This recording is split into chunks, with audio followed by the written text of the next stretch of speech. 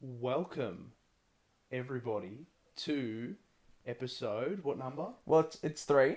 Yes. But 4 if we count the pilot. So we're still going with that thing. So, welcome to episode 3/4. You may be wondering, if you're watching the visual version of this podcast, why we're on such a big couch. Now, Bruno, we all know that we're both music heads. We are, yes. And we've actually organised a special guest, which is super fun. So this is going to be about an hour special, maybe a bit more. Yeah. And would you like to introduce the guest? I think I can introduce the guest. Go for it. This guest, pretty big figure in our lives, I think I would say. Yeah. Very big. To me, if you know me, you know my music production ventures would not be possible without this next guest. And Lucas. I mean, he's very special to me and very close. So Yes. I think we're kind of getting the gist on who it might be for the people who know us close. And if you don't know us, our guest is the one and only Sam Berdt. Come in, Sam. Come on. Woo! Hello. Hello. Clap if you're watching. I definitely wouldn't say that. Your musical journey wouldn't have been possible without me. I think you would have found your way. Maybe. But I sent you a few things. That's right. That's how we got to the stage we're at now. That's it. And you're making cool stuff. You showed me the other night. I really, Yes. really, really liked it. I rate Thank it. you. I really, really rate it. Yeah. Thank you for having me, welcome guys. aboard. It's all right. It's our pleasure. So if you guys are both the pilots, right? What am I doing? You in were the plane? like the little kid that's coming into the cockpit. Uh-huh. You know what I mean? Pre 9/11, I don't think they do. Yeah, I that don't think they anymore. do that anymore. They don't. I don't Really? think so. Well, I've never done it, but I was never a kid. I know that when our parents, we're brothers, if you couldn't tell by the looks, when our parents went to Bali for the first time, on their honeymoon, they got to go in the cockpit and they got to see Ez Rock and everything. Well, I think Ez Rock was flying over it. Yeah, one of them, yeah. Oh shoot! I didn't even know that. Well, I actually how are you? slept really bad tonight, so my neck, last night, so my neck is so sore. So I'm sorry if I'm like half turning towards you. That's all So good. That's we'll all good. allow it. Well, now you're, well, I suppose, not just any passengers, it's first class right now. Yes, I can feel it. This couch is very Yeah. comfy. You know what? We've lived in this house for how many years, Lucas? Have we lived in I this think house? it's about 3 years. 3 years we've lived in this house, and I've not appreciated this couch as much as I do right now. So It acts this does as a feel bed like as first well, class. which is crazy. Yeah. Well, look, as we know, Bruno is into journalism, so we're here basically to interview you, find out your story, and see, what your journey of, starting off as a music lover to now, releasing a single and singles coming in the future. yeah, So I think we'd love to know kind of where it all started. yeah. I guess for me, music's always been a massive thing. Most songwriters and producers will tell you music's always been a big thing in their lives. And for me, from the beginning, it always has been. I remember car rides, trips up to Sydney, up to Adelaide with mum and dad, before you were born. With just a lot of music being played in the car, a lot of pop music, a lot of disco classics being played in the cars. I grew up a lot with that. But yeah, it wasn't until the end of high school when music started to become a really significant thing for me. I got a bit sick, which you already know, Lucas. I got a bit sick. I actually suffered from an eating disorder as a teenager, which was a very interesting experience going through as a guy. A lot of people at the time in our local medical industry didn't really buy into the idea that a guy could have an eating disorder, but I did. Yeah. Anyway, came out of that 3 years later, thanks to the help from family and not many friends. I didn't tell many people, but thanks to a lot of family, got through that and decided, okay, I now have a life to live, right? What am I going to do with it? And music had always been a big passion of mine. So I actually started off learning how to DJ, thanks to our cousin, George. Yes. DJ Good Boy over here. Yes, that was You've you've done your research. I knew, but I do know. Yeah, You've done DJ your B research. tunes as well. Yeah, you've done your research. I went through various crappy names. Anyway, started off DJing at high school parties, turned to underage events, turned clubs. I started producing and getting into dance music. And I got an internship at a business called Lucky Entertainment. They manage people like Masked Wolf, who did the song Astronaut in the Ocean. Yes, and for the younger crowd, Lucky Thursdays or billboards in Melbourne. That's their staple night. They manage Will Sparks and a bunch of other big DJs and big producers. Tyrone Happy, blah, blah, blah. Anyway, I got an internship with them. And it was whilst I was there, I realised that the future of music, for me at least, wasn't in the dance scene. It was in songwriting. And I got into songwriting. Had a few things happen in my life that sort of inspired the first run of songs. And then just kind of carried on with the songwriting. A couple of years passed, and I was like, you know what, I need to start putting this music out. And long story short, trying to build a career in the music industry is really difficult. Yeah. And so I thought, what better way to do that than to manage myself as a self-managed artist, release my music, make it a successful venture over a couple year period, and then look to apply for the same music jobs that I was going for prior to releasing music that I just wasn't getting because I didn't have quote unquote music industry experience. Yep. You know, I worked in corporate advertising and marketing and even event management for 4 years post uni, and you know, for big clients like Coles, Flybys, bit of stuff for RACV, so big client stuff, big business stuff, but unfortunately, players like Universal Music, WME, I did interviews with them, and the same feedback I got, which was you don't have industry experience. Yeah. So anyway, that was sort of the idea of deciding, okay, I'm going to finally release my own music and kind of make a case study out of myself and show that I can manage an artist. About a year into that, of working with some amazing co-producers in Banta, Banta, with a point at the end. Nice little shout out. They're awesome. Right, they helped take my demos and my production and add the polish that it needed. I worked with some fantastic vocalists as well. Lukas, Gustavo, Not Lev. myself. Different Lucas. Gustavo, Lev, Simon. They're all from the States / Canada. And they just brought life to the first bunch of songs. And that all has been released or started to be released. And If you could give us more of an take of your favourite song out of is it 5 or 6 you've produced? 5 songs. Well, there's a lot of songs, but the first batch that are complete, that are in the process of being released right now, there's 5. Yeah, and if we could kind of hear your favourite song in terms of, you know, which one is it of the 5? Well, actually, I said that I wouldn't reveal the names, but I'll give you guys an exclusive. Ooh, okay. So I haven't actually told anyone the names. The only people that know the names are the producers I've worked with, the vocalists I've worked with to bring everything to life. But my favourite song of the 5 is a song called I Hate Daydreaming. Okay. And that's actually the next one to be released, and that's coming out very soon. Very soon. Gotcha. It hasn't been submitted to the distributor yet, but it will be. Okay. So I can't confirm an exact date, but very soon. It's the next one off the blocks. Amazing. And as of now, you've released how many songs? 3. So I've released a song called Old School Mind, which I wrote and produced with and for my cousin George, who performed the lead vocal on that. And that was released at the end of 2019.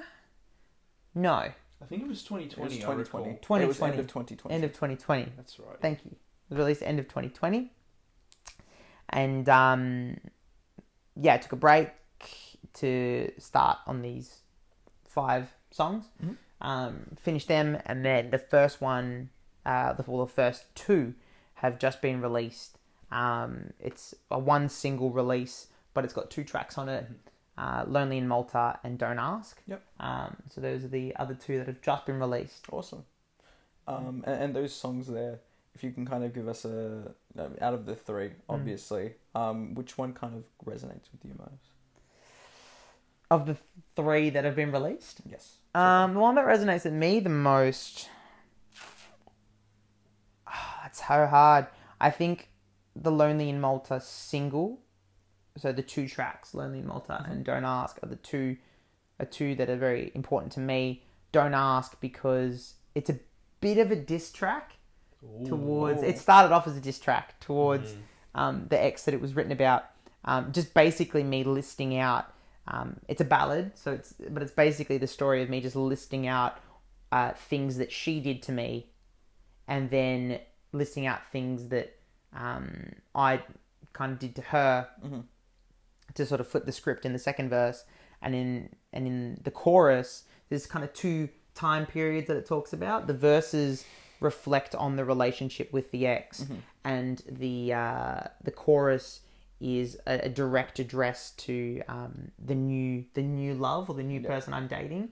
And the basic premise of the song is verses, me reflecting on what happened, and then chorus, me in the present time saying to the new person that I'm with, don't ask about her. It's not important. Right now, all that matters is us. Yep. So that's a really powerful song for me. Yep. Favorite lyric? Favorite lyric. Ever told her what you did in the car with your ex? Or do you remember the box I left right next to your bed? No, I do know that story. Yeah, that's a good story. It's a very good story. It is a very funny story. It is a good one. It's a very explicit story as well. Yes. But I've written it in a way that people would think that it's a box, like a ring, but it's not a ring. Not at all. It's something completely different, but hilarious. You had a lyric breakdown video that you put out on Instagram. I did. Quite a while back. I did. And I only found out what the box was today. But I did think it was, something nice, something sweet, like a ring, jewelry. But it's quite... It definitely wasn't. Would you like me to tell? This is going down this path. Please. So, I really hope people don't judge me for this, but you know what? It's the truth. So anyway, that box is actually a box of condoms. Ooh. Right? And what happened was, we had slept together for the first time. Great moment, first time. Me being a really stupid, naive teenager, I was like, how many am I going to need? I don't know. So I brought the whole box in to her room with me. Just the dynamic of the house. We had to sleep in separate rooms. So snuck in with this box. And anyway, at the end of the night / into the early morning, when I left her room, I left the box on her bedside table. And her mum came into her room to wake her up and found it. Hence the lyrics. And she found it. Anyway, she was quite shocked to find that. And the person at the time came and woke me up and was like, my mum found the box. And I was like, just tell her that one of your friends put it there as a joke, because that night, before we had slept together, that night was her birthday party. Yeah. So all her friends were over and left their stuff in her room. And I was like, just say that one of your friends put it there as a joke because it's your 18th birthday. And so, that's what's spawned the lyrics. Yeah. I think my favorite lyric from Don't Ask is it baby lay back, let me kiss your insecurities? Yeah, it's the first line of the chorus. Yeah, is there a little meaning behind that, or is it just something that sprung to mind? It's something that sprung to mind. I think where it came from, when you're dating someone new, there's always that curiosity of what was your ex like, and that's sort of the concept that the whole song was based around. And usually that's tied to comparison and a bit of insecurity. And so that's where that line kind of came from, was it was just it was supposed to be a line that people that reflects something that you think. When you love someone, you think to yourself why are you insecure about that? I'm just going to show this person as much love as I can so they can see themselves and the way and feel comfort in themselves and see themselves the way I see them. So lay back, let me kiss your insecurities was meant to be something that you think and feel, but you don't openly say it and articulate it. And so I wanted to articulate that in a way, and that was the line I came up with. Yeah, it's kind of crazy how when you are going through a mourning period or something traumatic, And I know you've suggested it to me, and even our cousin George has mentioned it when I was getting over my ex, was write lyrics, write something down. And then obviously it spawned an idea of a song. And it's just crazy how when you're not in that stage, you find it harder to write compared to when you're actually going through something. Have you ever gone through like almost like a dry spell, but in the sense of, those emotions aren't there anymore, but I still have to write about these kind of things because that's how my style is. I think you just got to have a good imagination in those scenarios. Yeah. You got to have a good imagination. You got to be able to create a story in your head. Mm-hmm. Like for me, I remember writing a song. It hasn't come out yet, but it's a good song. It's called "Dancing to Forget," and I was on Bumble, just swiping through, and I saw a picture of a girl sitting in a restaurant or a bar of some sort with a neon red light behind her, and I was like, bang, there's the first line. Yeah. So like that kind of played out into this story, which was turned into a song, and the first line was, "I feel the red light on your cheeks," or something like that. I feel the red light bouncing off your cheeks. Yeah, I feel the red light bouncing off your cheeks. I know this. So you remember it. There you go. I've written too many songs, so I can't remember my own line. But yeah, I feel the red light bouncing off your cheeks. Yeah, that's the first line. Yeah. I was only saying that because it did occur to me that our favorite artist, Lauv, if we compare two of his albums, I Met You When I Was 17, was it, or 18? Yeah. And then How I'm Feeling. Two completely different type of albums. And you can tell in How I Met You When I Was 18, he was going through some stuff when he was writing those songs. Oh, yeah. With How I'm Feeling, I'm pretty sure he was dating Julia Michaels at the time. And then someone else. Yeah. And you can just feel like there was not really a sense of genuinity in the lyrics. I mean, it's subjective. I feel like it might be a bit harder. It's very subjective. I think, like, you write, as a songwriter, you write what you're feeling in the moment, and when you're at his level, you've got things like past releases that have been successful that influence your decision making. You've got influence from managers and labels influencing your decision making and what you write. Then you've also got your own creativity and your own curiosity, even just like experimenting with new sounds. Lauv went from, like, I shouldn't say overnight success because there's no such thing as an overnight success, but in terms of like those two albums being 18 months, maybe 2 years between each other, his trajectory from when he released that album to the second album, he just went boom, he skyrocketed, right? And so, in such a steep rise to so much fame, almost no one knowing who you are, doing like tours around your state or within, neighboring states, right? To then doing worldwide full Asia and Europe tours, in only the space of 18 to 24 months.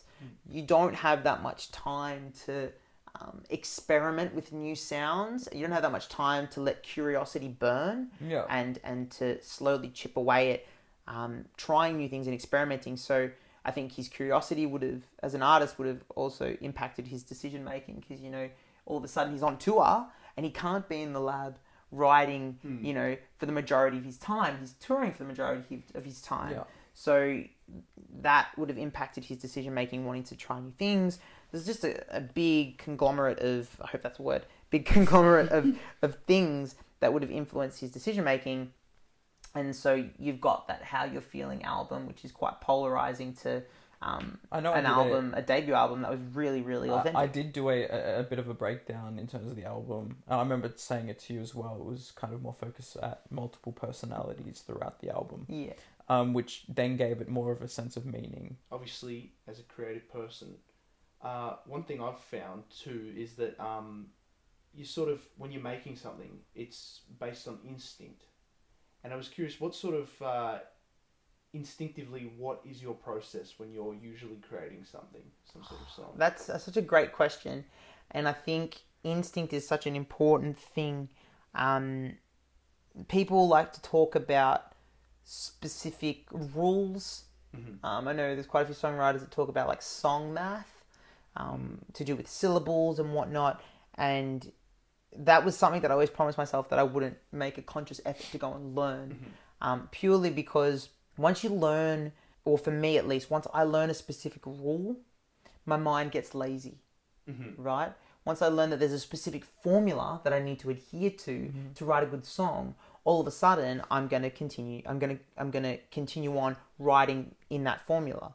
If I know that it's something that works, I'll write in that way, right? And therefore I won't be trying the new creative ideas that would have otherwise come to my head, right?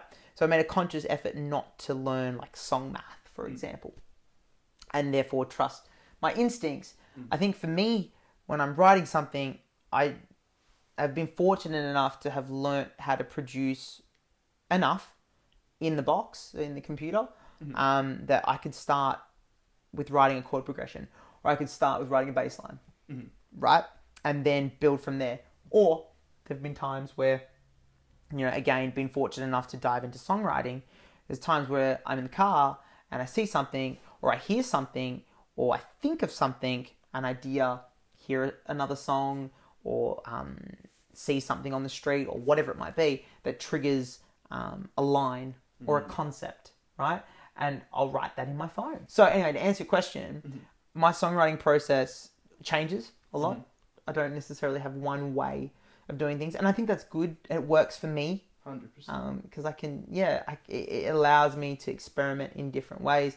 If I'm writing a chord progression, I'm building out a song, then when I go to write the lyrics, okay, I've got the backing track, right? So now I just need to focus on the top line, the melody of the vocal, and I can, be really creative with that. Whereas if I'm starting with the lyrics, right, sometimes I'll like write a few lines out, and then I get into the studio and I'm like trying to write music to it, and I've realized that the music I've written doesn't quite work with the timing of the words, like there's too many syllables or whatever. So then I can focus on altering the music or altering the syllables, right? And that allows me to concentrate on experimenting with things like tempo, experimenting with things like rhythm. So I don't really have a set process, but all in all, I trust my instincts, and whatever feels right is what I go with.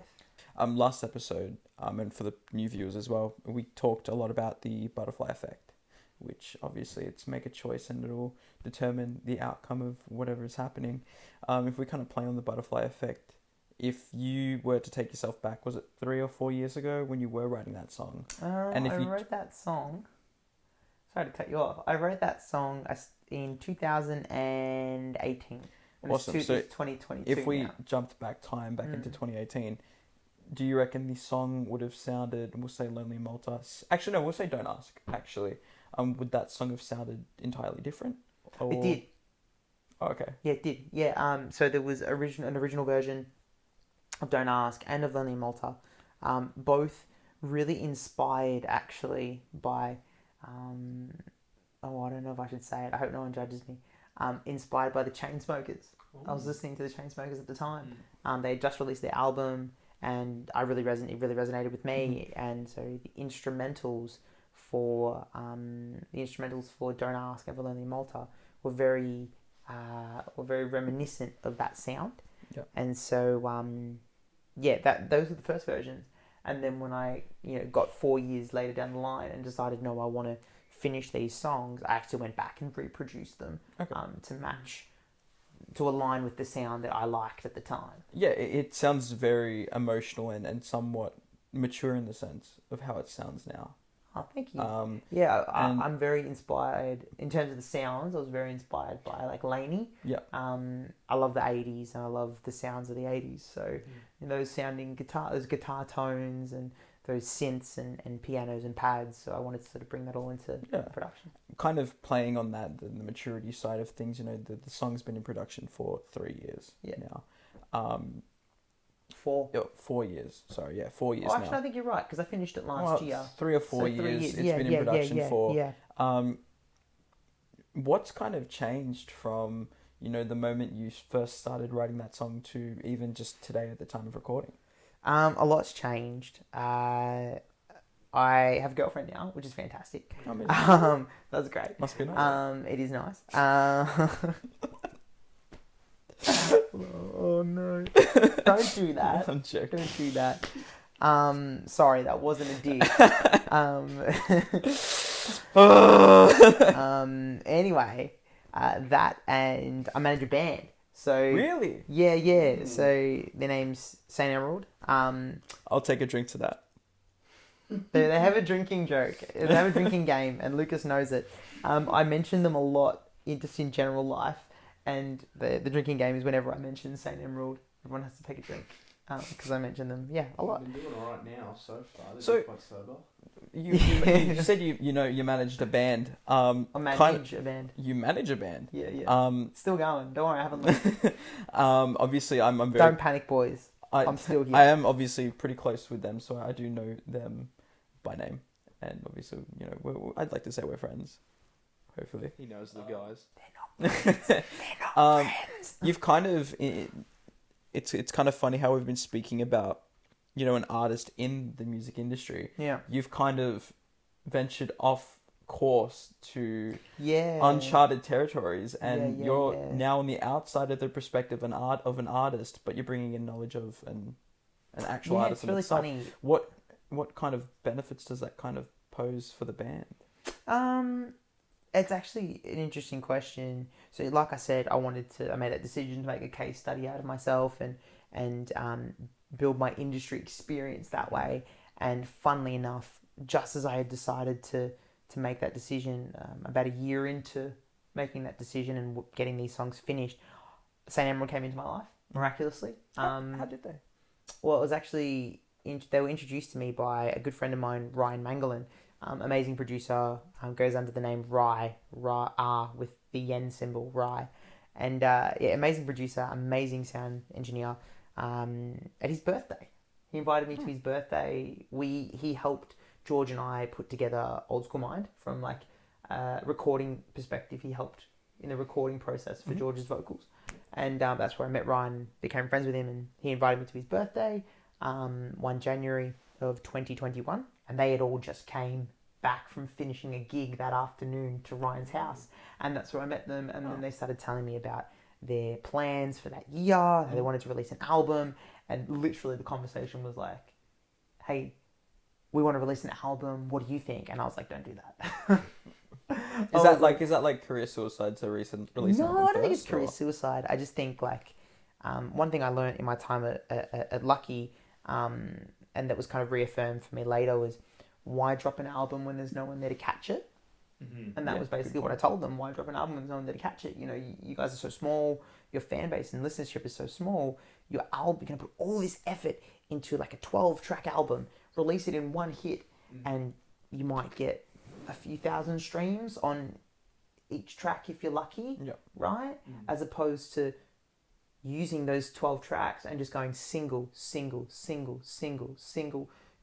12 singles, or maybe even 8 singles in an EP or something, and build up so much more street cred and so much more reputation with listeners, build up your fan base through collecting listeners through each release, and really focusing on getting people to listen and focus on that one release at a time.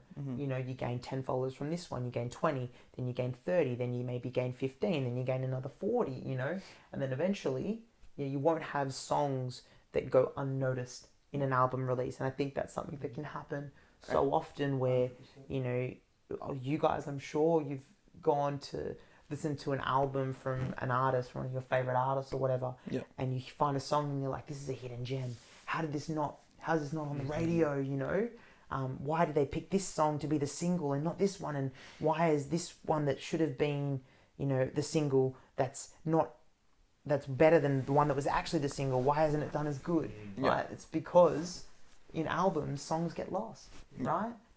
And if you've got gold, why would you hide some of it? You know what I mean? So that was sort of the thinking between talking them through that perspective. And they basically said to me, do you want to come see a show? We'd love to talk to you after the gig. Went to the gig. They didn't have a photographer, and I happened to have my camera in the boot of my car, and I was like, I'll take some photos for you. I took some photos. We all went to Hungry Jack's afterwards, and they said to me, do you want to manage us? And I was like, you know what? I'd love that. And it's kind of just happened all organically. So that's one big thing that's changed as well.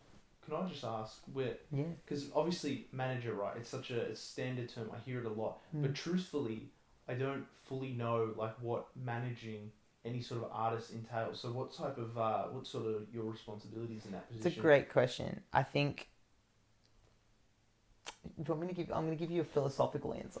So for me, management is all what you make it. I'm lucky enough to have a bunch of skill sets in design, content creation, video production, as well as, having my hand in being a songwriter myself. So I can be a lot more hands-on. As well as the marketing perspective of things, event management. That as well. I've worked alongside booking agents at Lucky. So, basically I'm a one-stop shop for them. I'll do photos for them, or live gig photography. I'll shoot promo videos for them and produce those videos, design assets for their social media. I'll book them gigs. So I'll handle all their incoming booking inquiries as well as source shows for them and approach venues to book release shows and whatnot. In terms of I do heaps of stuff. You're a very humble person in terms of the extent that you do go for the band. I know one time I mentioned how, whilst you're in Mexico, I mentioned how, you have a lot of almost sleepless nights trying to assist the band in terms of trying to get on playlists. There's a lot of work. And stuff like that. They're publicists, that's another thing. Anyway. You don't have to be humble, more of just the honest, blatant truth. Yeah. From where they were as a band to as soon as they kind of were like, let's take you under our wing, or you took them under their wing, or however. So from was that a pilot joke? It was not at all, but you made it, so I appreciate the reference. He has to slip one in now. Every episode, your challenge is to slip in an aviation. But you need to slip in an aviation joke. But from the moment at Hungry Jack's to right now, at the time of recording, how much have you assisted them, and where have they come? I think it's a team effort.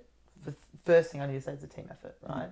I can't do my job and shoot a promo video, for example, if they're not there, open-minded, willing to take on the suggestions and the ideas that I have, as well as giving their time and putting themselves in front of the camera. Like, I can't put myself in front of the camera. I'm quite shy with that kind of thing. I do it anyway, but right now.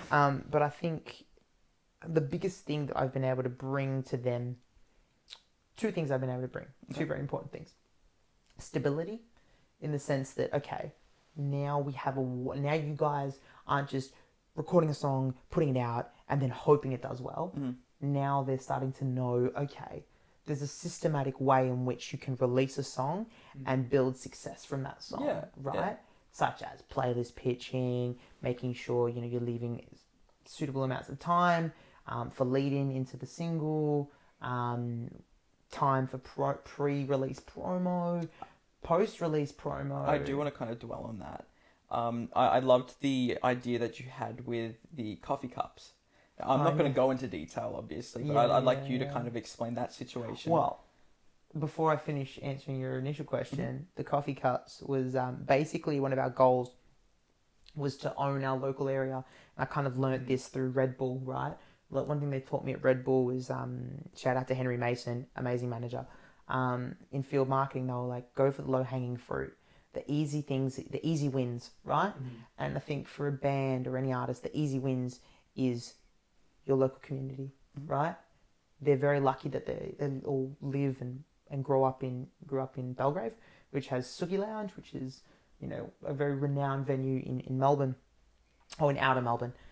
Anyway, my basic theory was you can't be a worldwide sensation until you're a national sensation. You can't be a national, and you can't be a national until you're a statewide. You can't be a statewide until you're a local legend, right? So let's make ourselves the boys from Belgrave, the band from Belgrave. When you think about Belgrave, you think St. Emerald. When you think Liverpool, you think Beatles, right? And so I wanted us to have that sort of ownership of the hills of that sort of region. And so one of our goals was to own our local area, own our local market, So in doing that, I approached one of the big local cafes in Upwey, which is right next to Tacoma and Belgrave. Yep.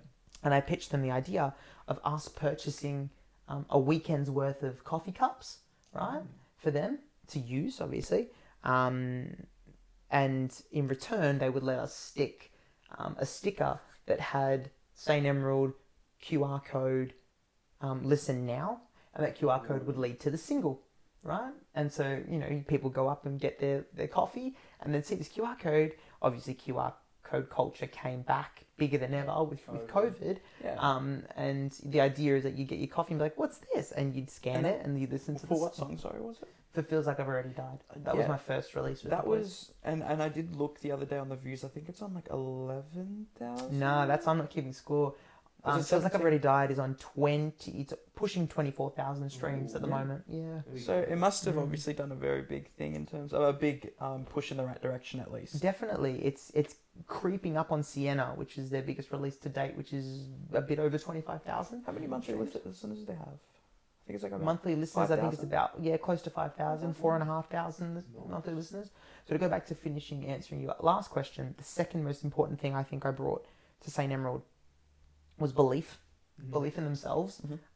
They'd never had, they've had people believe in them, but I think they'd never had it to the point where they could look back at themselves and say, wow, someone believes in us so much that we now believe in ourselves. Yeah. Like that real raw kind of sense of, wow, someone believes in us, right? Yeah. And I think in me believing in them and throwing so much time and effort into them, it really showed them, okay, we have a shot. We can do this. And I honestly think they can. I don't know a band in Melbourne. Objectively speaking, I'm very harsh when it comes to A&R. And objectively speaking, I don't know another band with the songwriting versatility and the musical versatility that they have. Yeah. I don't know another band that could write a song that's reminiscent of the Beatles one day, and then reminiscent of the Kooks, and then reminiscent of Ocean Alley, and then reminiscent of something else like Gregory Alan Isakov, and just jump between folk, indie rock, UK rock, and like psychedelic rock and a bit of funk. Like I don't know anyone that can jump between those things the way they do. It's kind of crazy to kind of see them even live. It's one of those things where it's not because obviously I'm related to you and I'm friends with them.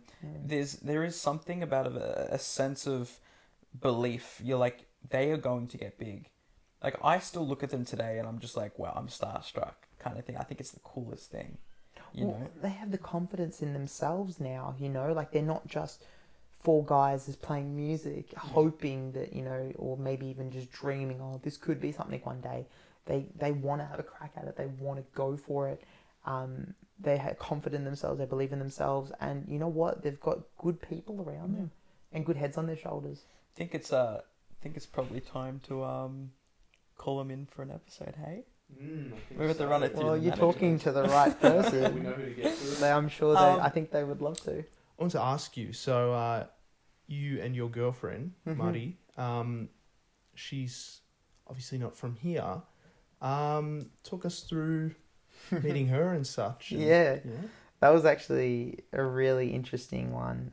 She's from Mexico. She's from a city called Guadalajara, which is the second biggest city in Mexico. Yep. We met at the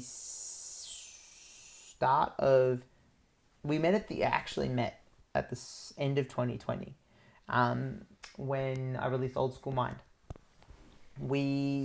George and I were running ads for the song. I think I got some on my Instagram for that. Yeah, everyone got these ads. I got them. We were running ads to, like, listen now to the single, right? And anyway, long story short, we had decided to just experiment, and we sent these ads to different continents. We sent them to Europe, we sent them to North America and Central America, South America, right? Anyway, so Muddy got one of our ads, and it was from my account, because when you get an ad, it's served to you from an account, right? And we're running them from George's account and my account. And so anyway, she by coincidence got her ad from my account, served to her, and she replied to it because it's a story ad. She replied to it, and she said something along the lines. She said something about like. Actually, I think she sent an emoji of the monkey covering his eyes, and then I love hard eyes, right? And sent something else. And anyway, I was like, "Oh, are you from Mexico?" Right? And she was like, "Yeah, I'm from Mexico. I'm from Guadalajara." Da, da, da. I was like, She's like, where are you from? I'm like, I'm from Melbourne, Australia. And anyway, that conversation turned into a big conversation about the differences between her culture, our culture. And that conversation lasted a whole year. It probably got maybe 4 to 5 months down the track before I said to her, I've always wanted to go to Mexico. I've always wanted to visit Cancun. And she was like, oh, I can take you to Cancun. Right? And I said to her, like, you know what? Let's go to Cancun. Ooh. Right? When the borders open, let's go. I'll come down to Mexico and I'll meet you. Right? And, for the whole 12 months, for most of the 12 months, it was pretty much like talking about this holiday and planning this holiday, and also about the differences between Mexico and Australia and our general lives as well. And I ended up making her the promise. I said, I promise you when the borders open, I'll buy the first ticket. And the borders opened, and bloody hell, I bought the first ticket, and I went, and I got there, and there was this weird thing.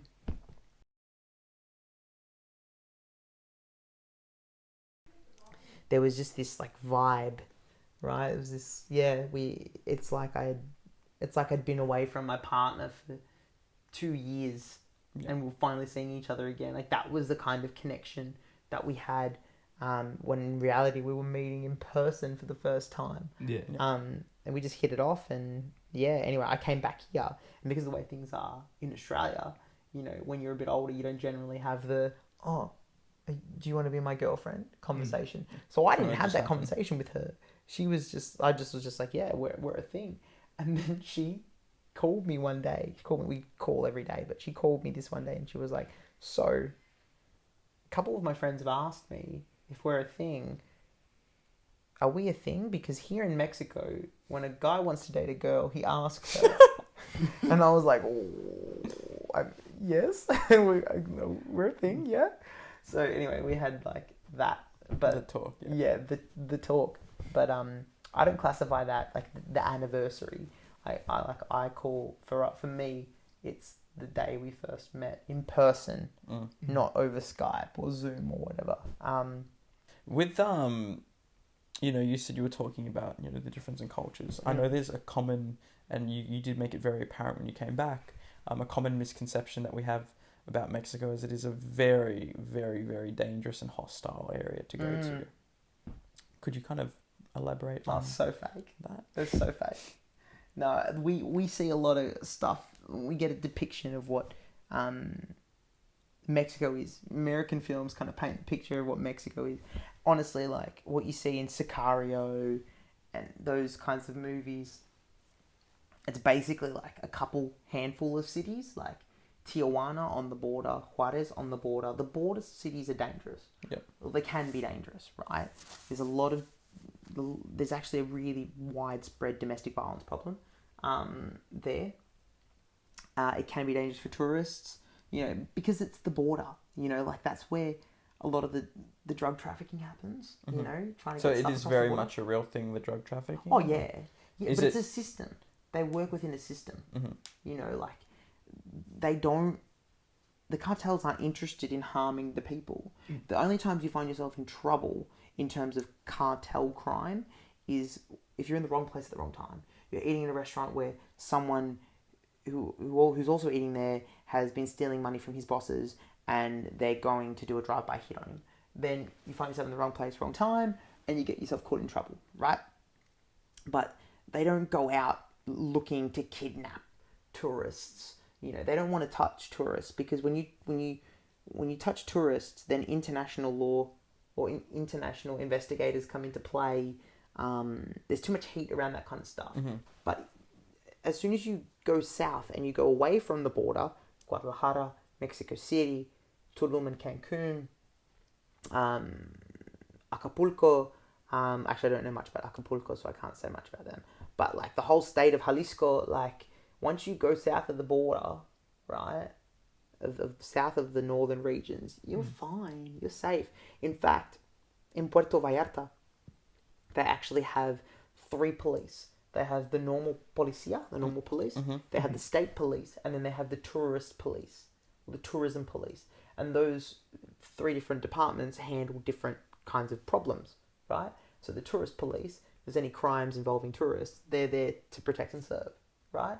And I'm telling you now, they do fuck all because there's no crimes with the tourists. There's none, right? So it's a very safe and beautiful place. The people are some of the most beautiful people that I've ever met in my whole entire life. And I've been across Europe. I've been to Vietnam. I've been to a few places in Asia, a few other places in Asia. I can tell you now, like the Mexican people, they will help you beyond what they need to. Me and Mari, we went to a pharmacy one afternoon. We were looking for places to eat, and we saw a pharmacy, and we walked in, and there was a lady talking with another lady that was working there, and she just went in and she asked, "Hey," in Spanish, "is there anywhere that we can find somewhere to eat?" And this lady turned around to her, and she gave her a whole bloody 5-10 minute spiel on the area. She gave her the whole rundown of the area, right? Grabbed her by the arm, like kind of linked arms with her, and she was like, "Come with me," right? Walked us over to the bus stop, crossed us over the road. It was like a 5-lane road. She walked across the road with us. Bus came, got us onto, like literally put us onto the bus, right? Put her head through the door and said in Spanish, these 2 need to go to this stop. Make sure they get off at this stop, okay? Thank you. Have a good night. Literally stopped her conversation at the pharmacy with the pharmacist, walked us over across the road, got us onto the bus, put us on the bus, and made sure we got to the right stop. Wow. Like that is everyone. You'd never see that in Melbourne. That's the epitome of the Mexican people. Yeah. I didn't have one problem. It was, awesome. The people are so lovely. The misconceptions are insane. Oh, awesome. Yeah. Well, in saying that, I mean, do you have anything else to add on, Bruno? No, I think that does indeed bring us to the end. Thanks for coming out, Sam. Well, is there any closing remarks or anything you have going on in your life now? Anyone you want to shout out? There's so many people I want to shout out. I want to shout out Ryan Mangalan. You're an amazing producer, amazing engineer, just amazing person. Thank you for introducing me to St. Emerald. I want to shout out the St. Emerald boys, Nathan, Liam, Cam, Josh. You guys are amazing. Love you to bits. We're going to conquer the world together. I also want to shout out George Chara, amazing producer. If it wasn't for you, I wouldn't have gotten into music and I wouldn't be living the life I am now. It's a grind, but I'm fucking happy as all hell with the grind. Stream Old School Mind, everyone. Old School Mind. That's the song that introduced me and Muddy together, that brought us into each other's lives. But after you stream that, stream Lonely in Malta. And don't ask. And don't ask. And by the time this one's out, will there be anything else out? Yes, I Hate Daydreaming should be out. This is a first. I've not shared it with publicly the name of the song. So there you are. Info until Streamer. I Hate Daydreaming. Yeah. Easy. Thanks, boys. All good. Have a good one. Fly safe. We'll see you on the flip side. See you on the flip side.